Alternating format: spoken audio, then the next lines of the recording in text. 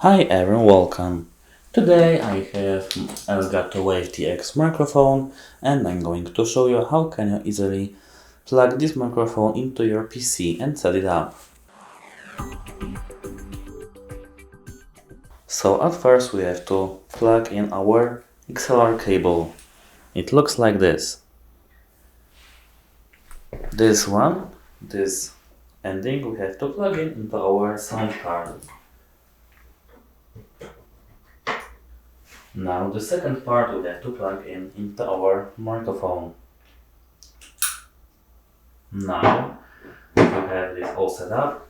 We have to go into our settings and sound settings.